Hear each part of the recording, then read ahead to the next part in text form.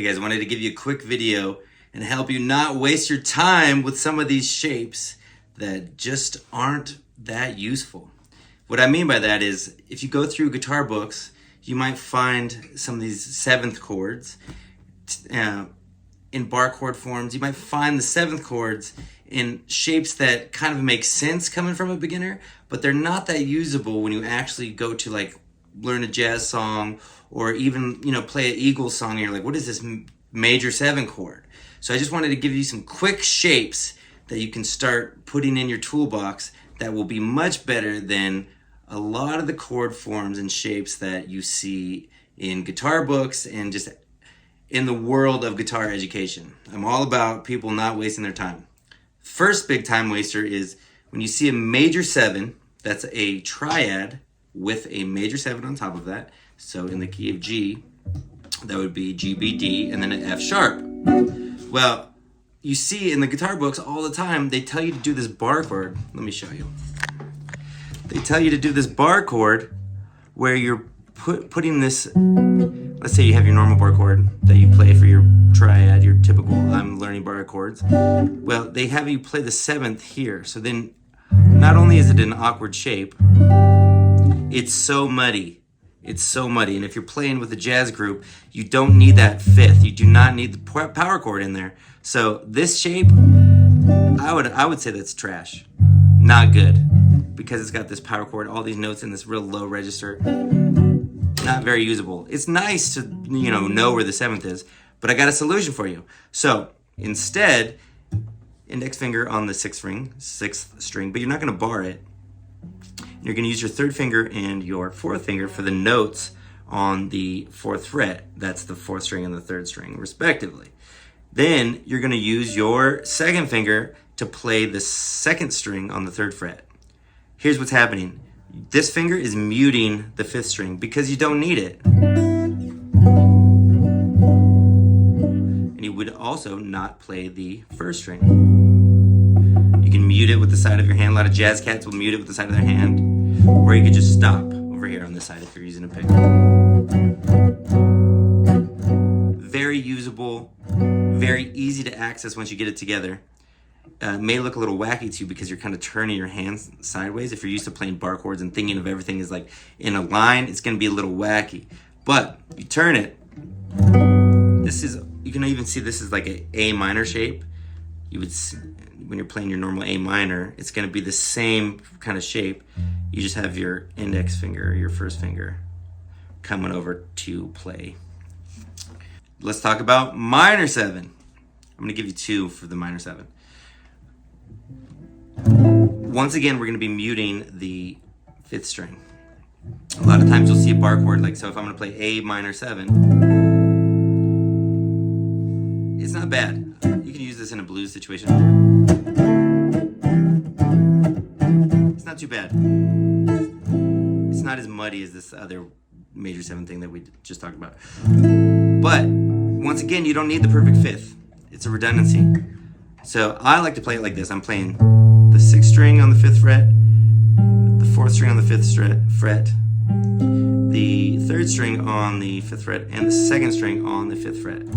I turn my hand sideways so that I can get it nice and clean. Some cats will use this finger here and then still muting the 5th string and then smash down with this finger. You can actually get the 1st string as well. So they'll play like this. Not wrong. I'm just not too confident that I'll get it to ring out clearly. Either way. So what you're doing is you're taking out the 5th string here, and you're just going to mute. Mute that 5th string. Very nice. So you have your major 7 shape, you have your minor 7 shape, or you could play it this crazy way that I'm not too flexible with it, but it actually sounds okay. Maybe I will start using it. Anyway, here's another minor 7 shape.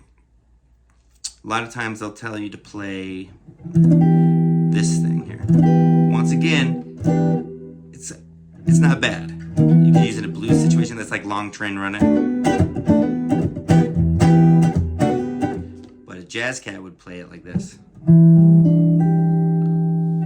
It's a little stretchy, but I'm going, so E minor 7, E, G, excuse me, E on the 7th fret of the 5th string, G, that's the 5th fret of the 4th string, that's a D, so once again I'm omitting the 5th, that's the 7th fret of the 3rd string, and that is the 8th fret of the 2nd string. 4-string chord.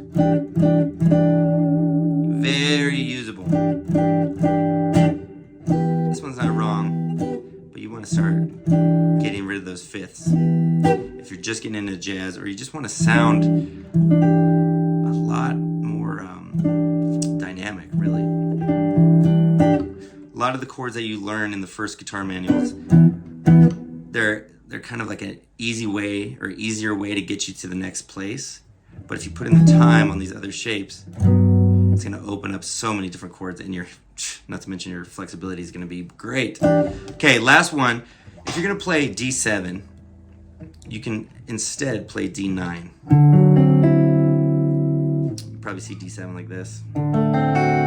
Beautiful if you're playing a country song, country blues song.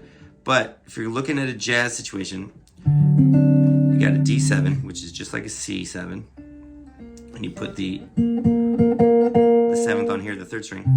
Move that. You can use that. That's a good one. But most jazz guys are going to play a D9. Blues guys too. So what I'm doing is 5, 4, 5, and 5. Once again, 4-string chord. Most situations on the electric guitar, you are never going to play 6 strings all at once. It's just too much and it cuts through the band. So here's my D chord. I'm going to use this in place of D7 almost all the time in a blues or a jazz situation. So let's hear a chord progression. G major 7, E minor 7, A minor 7, and D9. Just practicing this progression will open up jazz tunes for you. Or you see a Christmas tune that you want to learn, this chord progression is probably going to be in there. This is known as a 1, 6, 2, 5.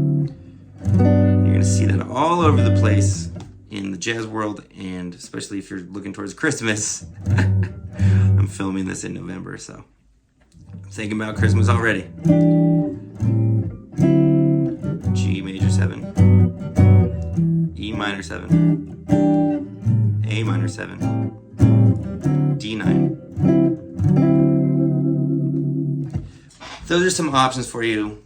Get into the 7th chords, because once you start learning more and more chords, especially on the electric guitar, you're going to be able to pull all these different emotions out of people, and it's so nice when you're playing a song and you see major 7 chord and don't freak out.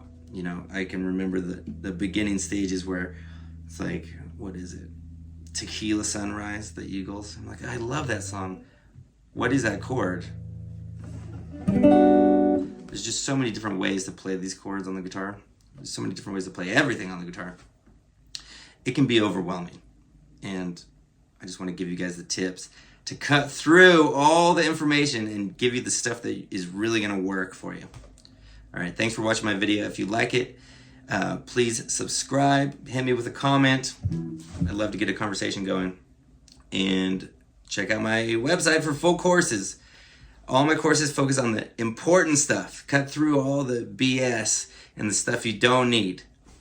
It's great to learn on the guitar, great to spend time on the guitar, but you want to focus on the stuff that's going to make the biggest impact on your playing and make you have the most fun.